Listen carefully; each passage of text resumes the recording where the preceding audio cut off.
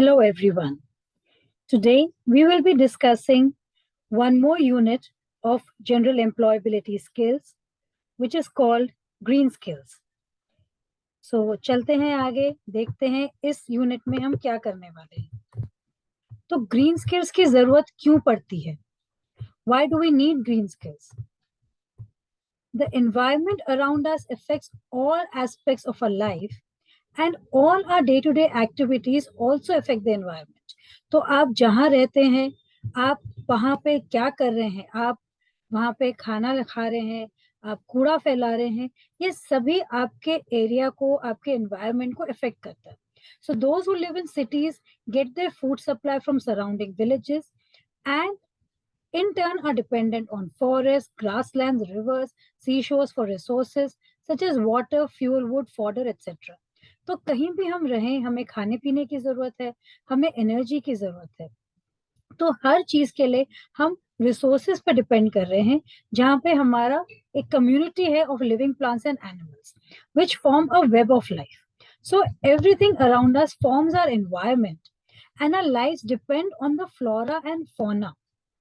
जो हमारे फूल पौधे हैं, जो हमारे जानवर हैं, वो सारे हमारे आसपास के जो है उन सब पे हमारा जीवन भी निर्भर करता है. So our school environment comprises of physical and socio economic cultural environment. ऐसे ही फिजिकल एनवायरनमेंट में हम क्या देख रहे हैं? हमारी स्कूल की बिल्डिंग हो गई, क्लासरूम्स हो गए, लाइब्रेरी, लेबोरेटरीज, कॉरिडोर्स, आपका रिटेल का लैब हो गया, आपके किचन हो गए, टॉयलेट्स, गार्डन, ये सारा प्लेग्राउंड मिला के आपका ये फिजिकल एनवायरनमेंट है. और सोशो कल्चरल एनवायरनमेंट स्कूल में क्या है? जिस तरह से आपको पढ़ाया जाता है, आपके टीचर्स के साथ, आपके जो स्टूडेंट एक्टिविटीज होते हैं, आप सब मिलके काम करते हैं, आपका एटीट्यूड क्या है टुवर्ड्स लर्निंग, और आपका सोशल बिहेवियर क्या है with respect to each others caste, religion, creed. ये सारी चीजें हमारा आता है कल्चरल एनवायरनमेंट में. तो ऐसे जब हम बात करते हैं विद इकोनॉमिक डेवलपमेंट, हमारा क्या होता है इकोनॉमिक डेवलपमेंट में? There has been an increase in environmental pollution. आप सभी देख रहे हैं, कभी ना कभी कुछ ना कुछ रीजन से एयर पोल्यूशन हो रहा है. आप ये भी देख रहे हैं कि एग्रीकल्चर में ज्यादा से ज्यादा फूड उगाने के लिए फर्टिलाइजर्स और पेस्टिसाइड्स का यूज किया जा रहा है, हाइब्रिड क्रॉप्स हो जा रहे हैं, इससे केमिकल्स यूज हो रहे हैं, तो आपके सॉइल एंड एनवायरमेंटल डिग्रेडेशन भी हो रहा है, और इससे आपके एनवायरमेंट की स्टेबिलिटी में फर्क पड़ता है. सो यहाँ पे हमें मेंटेनेंस अपने एरिया का इस तरह रखना है कि सस्टेनेबल मैनर में हम काम करें. एक एनवायरमेंट जो हम यूज करें वो हमारे लिए तो फायदेमंद हो ही, पर आगे आने वाले फ्यूचर जनरेशंस के लिए भी फायदेमंद हो. सो यहाँ पे हम कह रहे हैं sustainable agriculture, developing eco fashion design and manufacturing of solar panels और डिजाइनिंग एनवायरमेंटली सस्टेनेबल होम्स. तो सबसे पहला सेशन है हमारा यहाँ पे सोसाइटी एंड एनवायरमेंट. तो हम यहाँ पे कह रहे हैं, ये आपके टेक्स्ट बुक से डायरेक्टली मैं दिखा रही हूँ आपको. So the constitution of India contains specific provisions for the protection and improvement of environmental quality. तो हमारे कॉन्स्टिट्यूशन का आर्टिकल 48A ये कहता है कि the state shall endeavor to protect and improve the environment and to safeguard the forest and wildlife of the country.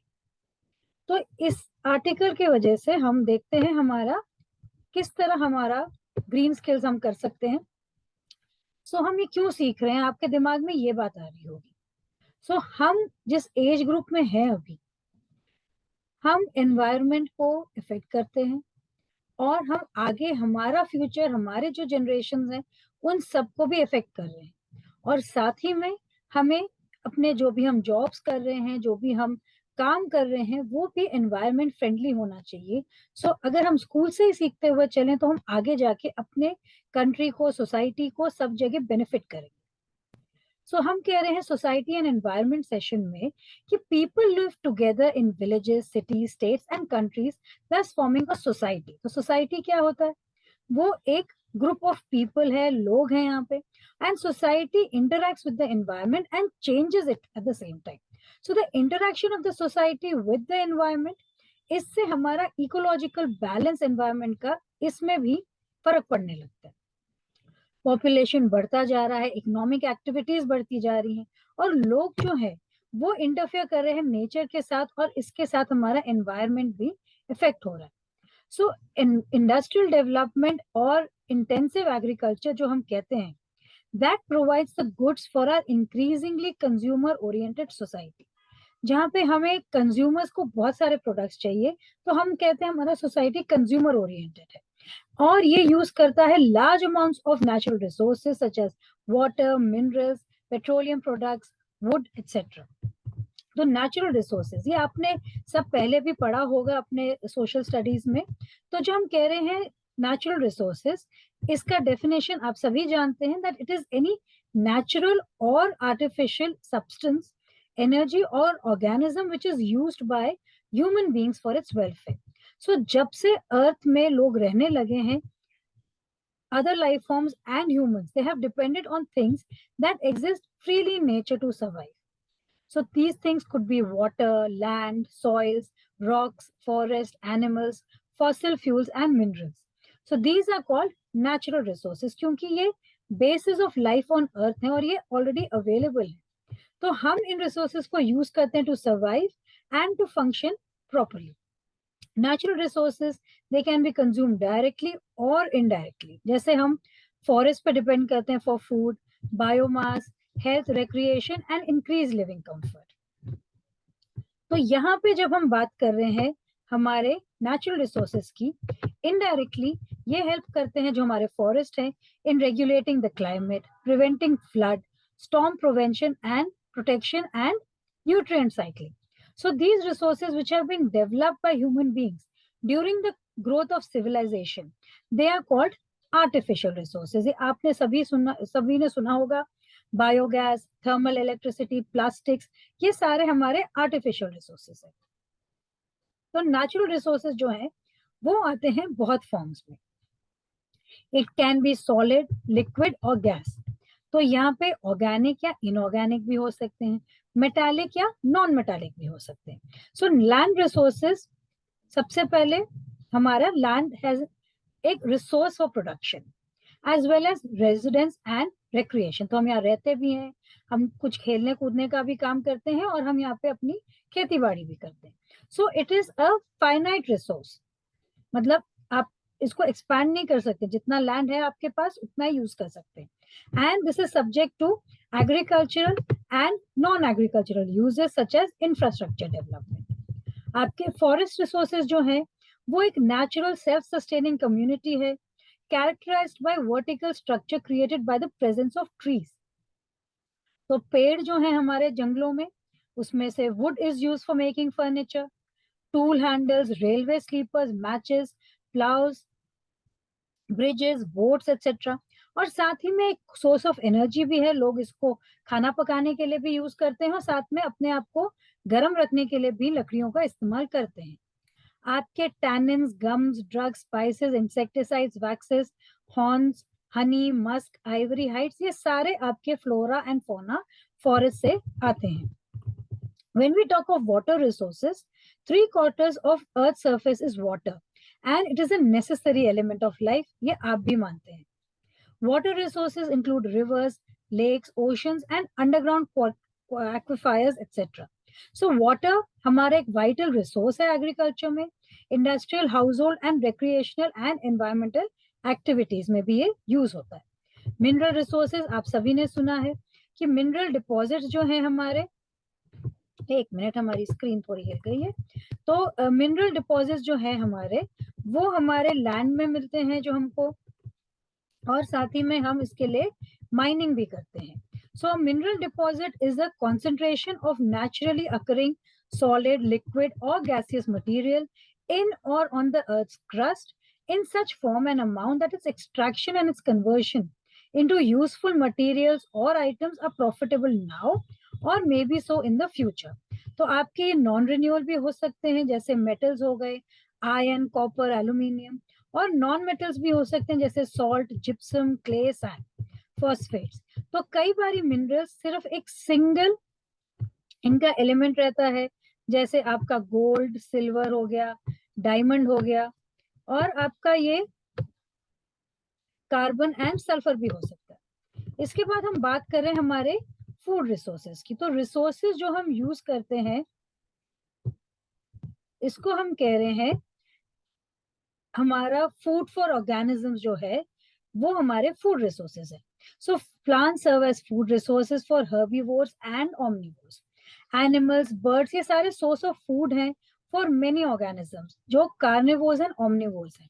और agriculture है हमारे main source of plant food resource for human beings. तो energy resources जब हम कह रहे हैं, आप सभी ने सुना है एनर्जी रिसोर्सेज, जिससे हीट, पावर, लाइफ, इससे आप ऑब्जेक्ट्स को मूव कर सकते हैं, आप इलेक्ट्रिसिटी भी प्रोड्यूस कर सकते हैं. तो हमारे 5 फंडामेंटल सोर्सेज ऑफ एनर्जी हैं. न्यूक्लियर फ्यूजन हो रहा है जो हमारे सन से आ रहा है, solar energy. Gravity by the earth and moon. Nuclear fission हो रहा है, रिएक्शंस हो रहे हैं. Energy in the interior of earth and energy stored in chemical bonds. तो ज्यादातर हम यूज करते हैं फॉसिल फ्यूल्स और हमारा stored solar energy. But fossil fuels जो है हमारे, जैसे कोल, पेट्रोलियम, ये सारे नॉन रिन्यूएबल हैं, तो हम डिसएडवांटेज होते हैं क्योंकि ये काफी टाइम तक चलेंगे भी नहीं और साथ में इनके हार्मफुल इफेक्ट्स भी होते हैं एनवायरमेंट में. तो नेचुरल रिसोर्सेज हम कह रहे हैं कि 2 कैटेगरीज हैं. इनएग्जॉस्टेबल रिसोर्सेज जो कभी खत्म नहीं होते, और एग्जॉस्टेबल रिसोर्सेज जो खत्म हो सकते हैं. So inexhaustible resources they cannot be exhausted by human consumption. जैसे एनर्जी सोर्सेज हो गए आपके, solar radiation, wind power, water power, tidal power, ये आते जाते रहते हैं, तो ये खत्म नहीं होंगे. एग्जॉस्टेबल रिसोर्सेज जब हम कह रहे हैं, these are in limited quantities and they're going to be exhausted as a result of continuous use. For example, the stock of coal जो है हमारे अर्थ में, उसमें क्या होता है कि हमारा कोल जो है वो लिमिटेड है, और आगे जाके हमारे पास कोल अवेलेबल नहीं होगा अगर हम उसको एक्सेसिवली यूज करते जाएंगे. ऐसे ही हमारा रिन्यूएबल रिसोर्सेज है, जिसमें आप देख रहे हैं कि आपका जो रिन्यूएबल रिसोर्सेज है उसमें आप देख रहे हैं कि आपके जो रिन्यूएबल रिसोर्सेज हो सकते हैं लाइक वाटर. और आपका 1 मिनट, आपका स्क्रीन फिर चेंज हो गया है.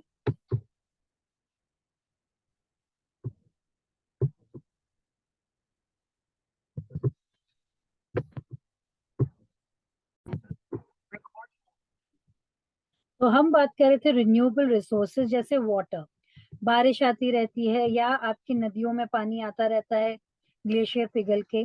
So these can be replaced और रिकवर्ड लाइक वेजिटेटिव लैंड्स. और आपके कई रिन्यूएबल रिसोर्सेज हैं जो आपके अवेलेबल नहीं होते हैं, रिन्यू नहीं हो रहे हैं. जैसे आपका ये हो गया गोल्ड का रिसोर्स हो गया. तो ऐसे आपके जैसे यहाँ पे आप देख रहे हैं रिन्यूएबल रिसोर्सेज आपके हमारे चलते जा रहे हैं, पर हम अपने फॉरेस्ट में अगर प्लांट को नहीं उगाएंगे और पौधे नहीं उगाएंगे, ट्रीज नहीं उगाएंगे और काटते रहेंगे, तो new ones will not grow in their place. पर अगर आप उसको उगाते रहेंगे, नए नए फॉरेस्ट के ट्रीज उगाते रहेंगे, तो आपका ये रिन्यूएबल रिसोर्स बन जाता है. तो ये जरूरी नहीं कि रिन्यूएबल रिसोर्स आप यूज करते जाएं और वो खत्म नहीं होंगे, आपको भी मेंटेन करना है. So renewable energy systems, they use resources that are constantly replaced and usually less polluting. जैसे आपका हाइड्रो पावर हो गया, आपका सोलर हो गया, विंड हो गया, जियोथर्मल हो गया. और आप जब हम बात कर रहे हैं नॉन रिन्यूएबल रिसोर्सेज के, तो ये कभी भी रिन्यू नहीं हो सकते. जैसे आपके फॉसिल फ्यूल्स हो गए, तो minerals are also non renewable. ये आते रहते हैं रॉक साइकिल से, पर जरूरी नहीं है कि ये हमेशा ही रेडी रहेंगे जब हमें चाहिए होगा. So non-renewable resources can be called inorganic resources. For example, minerals, land, soil and rocks. तो अभी हम देख लेते हैं non renewable and renewable resources के एग्जांपल्स. कोल हमारा नॉन रिन्यूएबल रिसोर्स है. पेट्रोलियम आप सभी जानते हैं इसके बारे में. और हमारा जो वाटर है, सन है, वो हमारा रिन्यूएबल रिसोर्स है.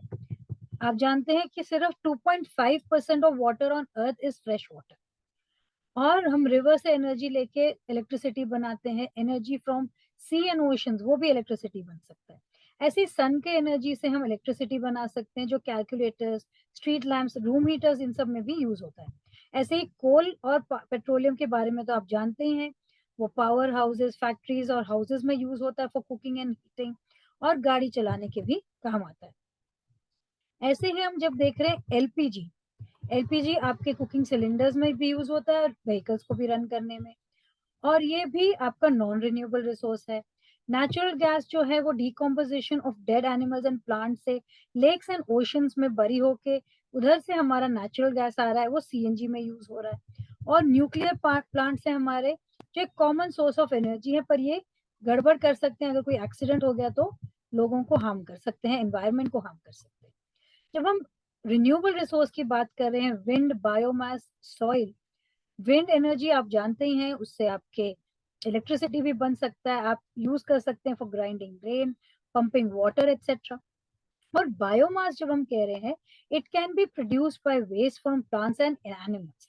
तो यहाँ पे आप किसी भी हीटिंग पर्पस के लिए इसको यूज कर सकते हैं। और सॉइल जो है वो हमारे शेल्टर प्रोवाइड करता है, हमारे प्लांट्स ग्रो करते हैं, पर सॉइल क्वालिटी को हम केमिकल्स और पोल्यूशन से खराब कर सकते हैं, तो उसका हमें ध्यान रखना जरूरी है। और फॉरेस्ट जो है वो इकोलॉजी को प्रिजर्व करते हैं, क्लीन एयर प्रोवाइड करते हैं, और साथ में रेन क्लाउड्स को भी अट्रैक्ट करते हैं। So would, fruits and plant products है, मेडिसिनल वैल्यू वाले भी प्लांट्स रहते हैं। तो ट्रेडिशनल सोसाइटी जब हम देखते हैं, स्मॉल पॉपुलेशन और रिसोर्सेज उन्हें कम जरूरत पड़ती थी, and they could preserve the biodiversity as a life supporting resource. पर आजकल इंक्रीजिंग कंज्यूमरिज्म, जहाँ पे लोगों को रोज नए प्रोडक्ट्स चाहिए, अफ्लुएंट सोसाइटीज जहाँ पे लोगों के पास बहुत पैसा है खर्चने के लिए, इससे रिसोर्सेज आपके जल्दी कम होते जा रहे हैं, even to the extent of leading to the irrecoverable loss due to extinction of several plant and animal species. So some of the human activities, they cause damage to the environment, जैसे आपके over exploitation of resources हो गए, आपके pollution, deforestation जहाँ पे आप जंगलों को काट रहे हैं, माइनिंग अगर ज्यादा हो रही है, और आपके destruction of natural habitats, construction, इन सब चीजों से आपके एनवायरनमेंट को डैमेज होता है। सो इन एक्टिविटी से कैसे हमारे अर्थ को डैमेज हो रहा है देखते हैं। तो सबसे पहले है ओवर एक्सप्लॉयटेशन। ओवर एक्सप्लॉयटेशन में क्या हो रहा है कि हम हार्वेस्ट करते हैं, हम रिसोर्सेज में ज्यादा से ज्यादा फसल उगा रहे हैं, तो यहाँ पे हमारे हार्वेस्टिंग ऑफ रिसोर्सेज से रिप्रोडक्शन और रिप्लेनिशमेंट से ज्यादा हम काम कर रहे हैं, तो नेचुरल पॉपुलेशन रिकवर करने से पहले ही एक्सटिंक्ट होने लगती है। ये डायरेक्टली या इनडायरेक्टली हम इफेक्ट कर रहे हैं अपने एनवायरनमेंट को। उसके बाद हमारा इकोलॉजिकल साइकिल भी इफेक्ट होने लगता है, जैसे आपने वाइल्ड मेडिसिनल प्लांट्स, इनको उगने नहीं दिया, या आपने excessive grazing of pastures, animals घास चरने को आपने भेज दिए, फॉरेस्ट डिस्ट्रक्ट होने लग गए, वाटर एक्विफायर्स में आप ज्यादा ओवर फिशिंग और ओवर हंटिंग करने लग गए, तो इन सब से आपके नेचुरल हैबिटेट्स का ओवर एक्सप्लॉयटेशन हो रहा है। इसी तरह माइनिंग जब हम करते हैं, जैसे मेटल, जेम्स, हम गोल्ड, इन सब के माइनिंग करते हैं, तो इससे सॉइल इरोजन हो सकता है, सिंक होल्स बन सकते हैं, गड्ढे बन सकते हैं, बायोडाइवर्सिटी है, कंटामिनेशन ऑफ सॉइल होने लगता है, ग्राउंड वाटर इफेक्ट होता है, सरफेस वाटर भी इफेक्ट होता है, क्योंकि हम केमिकल्स यूज कर रहे हैं। डिफोरेस्टेशन आपसे मैंने पहले ही डिस्कस किया कि यहाँ पे हम जंगलों को काट रहे हैं, और आपके नॉन फॉरेस्ट यूज के लिए जब हम यूज कर रहे हैं फॉर कंस्ट्रक्शन या एग्रीकल्चर, तो बहुत सारे प्लांट्स एंड एनिमल्स की रहने की जगह चली जाती है, और इससे आपके plant and animal species effect होते हैं। पोल्यूशन जो आप जानते ही हैं, ये एक लैटिन वर्ड से आया पोल्यूट, जिसमें हम कह रहे हैं कि हम सॉइल करें, डिफाइल करें, खराब कर रहे हैं। So pollution is caused by pollutants, it can be solid, liquid, gases, कुछ भी हो सकता है। और ये बात हो रही है कि ये अनडिजायरेबल चेंज हम लेके आ रहे हैं, जिससे हमारे प्लांट्स, एनिमल्स और ह्यूमन बींग सब पे हार्मफुल इफेक्ट आ रहा है। और ज्यादातर ये पोल्यूटेंट्स ह्यूमन एक्टिविटी के वजह से ही आ रहे हैं, जिसके वजह से हमारे एनवायरनमेंट में डेट्रीमेंटल इफेक्ट या दिक्कत आ रही है। आप बहुत फैक्ट्रीज में पानी यूज करते हैं, इलेक्ट्रिसिटी यूज करते हैं, और फिर आप उसमें हार्मफुल केमिकल्स, और एयर, वाटर, लैंड, ये सब में आप एक हार्मफुल केमिकल्स छोड़ते हैं और एटमोसफियर कंटामिनेट करते हैं। वाटर पोल्यूशन से भी दिक्कत आती है आपकी, तो उससे भी आपके जो प्रॉब्लम्स हैं, जिसमें आप कह रहे हैं कि हमारा जो सॉइल हो या हमारा वाटर हो, इस सब में आप उसको, एयर को आप पोल्यूट कर रहे हैं। तो आपने सभी एयर पोल्यूशन से जूझ के देखा है, गंदा पानी आपने देखा है, तो ये सारे आपके पोल्यूटेंट्स के वजह से हैं। तो पोल्यूटेंट्स हमारे दो तरीके के हैं, ये आपने साइंस में भी किया होगा। Pollutants that can decompose and pollutants that can't decompose. दोनों का फर्क आप समझ ही गए हैं क्या है। एक है जो एनवायरमेंट में पड़े पड़े छोटा या सिंपलर हार्मलेस सब्सटेंसेस बन जाता है, ये मॉइस्चर या बैक्टीरिया इस पे काम करते हैं। ये बायोडिग्रेडेबल पोल्यूटेंट्स है, जैसे वेजिटेबल वेस्ट हो गया, सुएज वेस्ट हो गया, paper, wood, cattle dung, agricultural waste, ये सारे चीज आपके पोल्यूटेंट्स दैट कैन डिकम्पोज हो गए। तो पोल्यूटेंट्स विच कैनॉट डिकम्पोज तो वो है जो हार्मलेस सब्सटेंसेस नहीं बन सकते। ये हार्मफुल इफेक्ट ऐसा लेके आते हैं कि सालों तक इनका इफेक्ट चल सकता है, जैसे प्लास्टिक हो गए, इंसेक्टिसाइड्स हो गए, पेस्टिसाइड्स हो गए, मर्क्यूरी या लेड, एल्यूमिनियम, ग्लास जैसे केमिकल्स हो गए। तो सम ऑफ द फैक्टर्स जो रिस्पॉन्सिबल हैं for polluting the environment, exhaust fumes, आपकी गाड़ियां धुआं छोड़ते हुए जाती हैं। एग्रीकल्चर में हम इंसेक्टिसाइड्स, फर्टिलाइजर्स यूज कर रहे हैं, जिससे आपके सॉइल पीएच इफेक्ट हो जाता है, जिससे आपके माइक्रो ऑर्गेनिजम्स और अदर ऑर्गेनिज्म जो सॉइल में है वो भी उनको इफेक्ट होता है। प्लास्टिक वेस्ट जो है आपके, बॉटल्स, बैग्स, ये सारे आप लैंड और सी में भेज रहे हैं, इससे आपका फ्लोरा एंड फौना, जो पौधे उग रहे हैं, जो जानवर हैं, उनसे उनको फर्क पड़ रहा है, उनको भी दिक्कतें आ रही हैं, खराब हो रहे हैं, हम जी ही नहीं पा रहे हैं। और आपके जो गैसेस हैं, जो क्लोरोफ्लोरोकार्बन हैं, मीथेन, कार्बन डाइऑक्साइड, या रिलीज इनटू द एयर। तो पोल्यूशन का हम समरी कर रहे हैं यहाँ पे। लैंड पोल्यूशन आप सभी जानते हैं, जब लैंड में पोल्यूशन होता है ड्यू टू हार्मफुल सब्सटेंसेस, उसको हम कहते हैं लैंड पोल्यूशन। वाटर पोल्यूशन है जब हम कह रहे हैं कि हमारे डिजीज कॉजिंग बैक्टीरिया और माइक्रो ऑर्गेनिजम्स हम रिवर्स, लेक्स एंड ओशंस में बेच रहे हैं। और एयर पोल्यूशन है जब हम हार्मफुल गैसेस एंड पार्टिकल्स हवा में छोड़ रहे हैं, जिससे हमारा एयर पोल्यूशन होता है। तो यहाँ पे हमने देखा कि ये लैंड पोल्यूशन क्यों होता है, क्योंकि हम फॉरेस्ट को काट रहे हैं, हम फर्टिलाइजर्स और पेस्टिसाइड्स को भेज रहे हैं जमीन उसमें, मिट्टी में, और हम माइनिंग और हेवी कंस्ट्रक्शन कर रहे हैं। साथ ही में हमारा रिलीज हो रहा है सुएज, टॉयलेट वेस्ट और हमारे केमिकल वेस्ट। ऐसे ही जब हम कह रहे हैं वाटर पोल्यूशन, ये क्यों हो रहा है, ये हो रहा है क्योंकि हमने वेस्ट छोड़ा है पानी में, सुअर लाइंस जो हमारी नालियां हैं वहां से पहुंच रहा है, लीकेज हो रही है। हमारे वेस्ट वाटर हाउसेस से, फार्म से, वहां से भी पहुंच रहा है, फैक्ट्री से भी पहुंच रहा है। एक्सीडेंटल ऑयल लीकेज हो रहा है शिप से। तो इससे आते हैं diseases such as dysentery, diarrhoea, jaundice, typhoid. Local earning जो टूरिज्म और फिशिंग है वो भी इफेक्ट होते हैं, और साफ पीने का पानी वो भी कम हो जाता है। एयर पोल्यूशन से हमारा, हमने कहा कि हार्ट एंड ब्रीदिंग प्रॉब्लम्स और कैंसर्स हो सकते हैं। क्लाइमेट चेंज हो सकता है, ड्राउट्स, फैमिन्स और फ्लड्स आ सकते हैं। और ये होता है क्योंकि बर्निंग ऑफ फ्यूल हम करते हैं, स्मोक आता है ट्रैफिक से, burning of waste and remains of crops, pesticides, fertilisers, smoke from factories, dust from construction, इन सभी चीजों से हमें दिक्कत आती है। तो प्रिवेंट कैसे कर सकते हैं, जो मोस्ट इंपॉर्टेंट चीज है हमारा।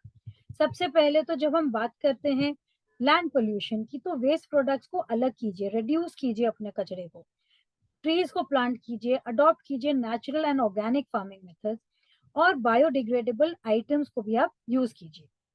वाटर पोल्यूशन में वेस्ट जो है आपका, वो वाटर बॉडीज में मत डालिए, केमिकल्स, मेडिसिन, ऑयल्स नालियों में मत बहाइए, और आपके पेस्टिसाइड्स एंड फर्टिलाइजर्स को यूज करने में जितना हो सके कम कीजिए, अवॉइड ही कीजिए। प्रॉपर ट्रीटमेंट कीजिए of Suez and factory waste, and use water wisely. Use renewable sources of energy, avoid polluting vehicles, and stop others from burning waste and leftover crops. और पेस्टिसाइड एंड फर्टिलाइजर जिससे harmful gases आपके release हो, उसको भी आपने avoid करना है। तो अगर हम अपना वेस्ट जो है फेंकने से पहले उसको हम सेपरेट कर दे into non biodegradable and biodegradable pollutants, तो ये हमें बहुत फायदा रहेगा। जैसे वेजिटेबल वेस्ट है आपका, उसको अलग रखिए, जो आपका प्लास्टिक और कागज कूड़ा सारा है उसको अलग रखिए। तो वेजिटेबल वेस्ट अगर सॉइल में आप कुछ हफ्ते रखेंगे तो सॉइल फर्टाइल हो जाएगा, आपको लेस वेस्ट भी होगा फेंकने के लिए, और आपके हार्मफुल वेस्ट आपके पानी में मिक्स होने से हम बचा पाएंगे। क्लाइमेट चेंज की जब हम बात कर रहे हैं तो आप सोचिए, आप कभी किसी गाड़ी या बस में बैठे हैं जो धूप में पार्क्ड है और जिसकी खिड़कियां सब बंद है, तो आपको अंदर कितनी घुटन होती है ये सोच के, you will be feeling so suffocated inside. And अंदर जो है वो कितना गर्म भी हो जाता है, क्योंकि heated air is blocked inside. ऐसे ही अर्थ भी है वो गर्म होता जा रहा है because of burning of fossil fuels.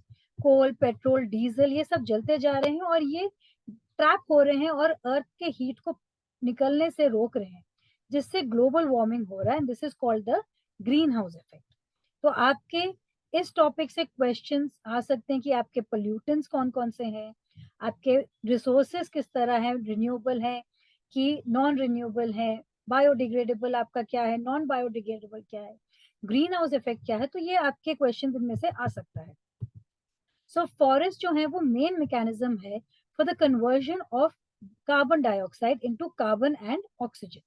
So the loss of forest cover, आप जितना अपना जंगलों को काट रहे हैं, कम कर रहे हैं, वहां पे आपके carbon dioxide and other gases ये भी आपके इंडस्ट्रियलाइजेशन से और बढ़ते जा रहे हैं और आपके ग्रीन हाउस इफेक्ट बढ़ता जा रहा है। सो नेचुरल गैसेस हैं कई जो आपके नेचुरल प्रोसेसेस के वजह से, जैसे डिकम्पोजिशन ऑफ ऑर्गेनिक मैटर, उसके वजह से आ रहे हैं, और कई बार ह्यूमन एक्टिविटी से भी आ रहे हैं, जहाँ पे आप फॉसिल फ्यूल्स एंड एग्रीकल्चर के आप कुछ जला रहे हैं। So green house gases occur both naturally and from human activities. तो इसमें वाटर वेपर है, कार्बन डाइऑक्साइड है, मीथेन है, नाइट्रस ऑक्साइड है एंड ओजोन है। सो ये जो ग्रीन हाउस गैसेज हैं ये कोई नेचुरल सोर्सेज नहीं है, इनके पर ये साइड इफेक्ट्स हैं या साइड प्रोडक्ट्स हैं नेचुरल प्रोसेसेस के। और ये आए आपके जैसे फ्लोरिनेटेड गैसेस, क्लोरोफ्लोरोकार्बन, और इससे सब स्नो भी जल्दी मेल्ट होने लगता है। कार्बन डाइऑक्साइड जो है वो आपके एटमोसफियर में आता है from burning of coal, oil and gas. तो ये भी एक बहुत दिक्कत प्रोवाइड करता है। कार्बन डाइऑक्साइड हमारे एटमोसफियर में 31% बढ़ चुका है फ्रॉम प्री इंडस्ट्रियल टाइम्स। इससे हीट भी बढ़ चुका है और वो ट्रैप हो चुका है लोअर एटमोसफियर में। एज अ रिजल्ट यहाँ पे बहुत फ्रीक्वेंट फ्लड्स एंड चेंजेस हो रहे हैं in climate as well as damage to crops and animal life. साथ ही में जब हम बात कर रहे हैं हार्मफुल रेडिएशन की, आप जानते ही हैं कि एनवायरनमेंट हमें प्रोटेक्ट करता है फ्रॉम हार्मफुल रेडिएशन, जो हमारा एटमोसफेयर है, और इसमें एक ओजोन लेयर है जो हमें बचा के रखता है। और ये जो ओजोन लेयर है ये हमारा हार्मफुल रेडिएशन से हमें बचा के रखता है। तो जब हम कह रहे हैं कि हमारा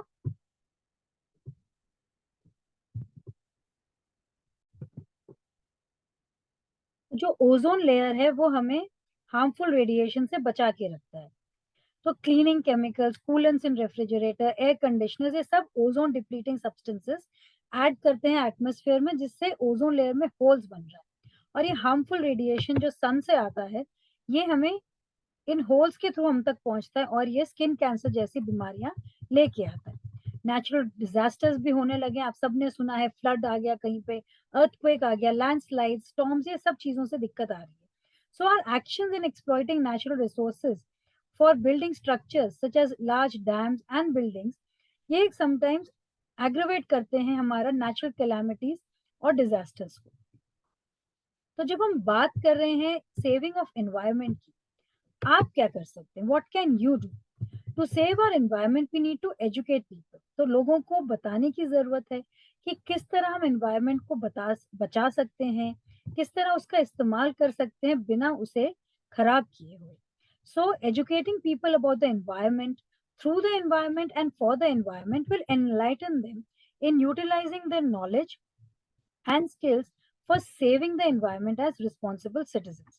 So, learning about the environment हमारा है कि हम knowledge लें environment के बारे में और understand करें surroundings में क्या है और related issues क्या है। Learning through the environment, हम learning जो है प्रोसेसेस जो हम एनवायरनमेंट में अंदर क्लासरूम के बाहर भी हम ऑब्जर्व करें, हैंड्स ऑन एक्सपीरियंस ले, लर्निंग बाय डूइंग करें, प्रॉब्लम सॉल्विंग करें और एक डायरेक्ट कांटेक्ट करें with the environment, providing relevant context for acquiring knowledge, skill, aesthetic appreciation। और हम अपने जो environment का impact है उसको हम कम करें। साथ ही में हम देखें यहाँ पे हमारा जो टेक्नोलॉजीज है उसको भी हम यूज करें इस तरह से कि हमारे ग्रीन प्रोसेसेस यूज हों और अपने बिजनेस और डेली एक्टिविटीज में हम उसको इंक्लूड करें। एंड लर्निंग फॉर एनवायरनमेंट है कि हम एक इन्फॉर्म्ड रिस्पॉन्स एंड रिस्पॉन्सिबिलिटी रखें फॉर द एनवायरनमेंट। तो आप सभी ने सुना है रिड्यूस, रीयूज एंड रिसाइकल। ये 3 R's हैं हमारे, जो हम एनवायरनमेंट को यूज कर सकते हैं, एनवायरनमेंट को बचाने के लिए यूज कर सकते हैं। तो रिड्यूस है, जो नहीं चाहिए उसको यूज मत कीजिए, उसे मत लाइए। तो अपने वेस्ट जनरेशन भी कम करिए और अपने नेचुरल रिसोर्सेज पे भी प्रेशर कम कीजिए।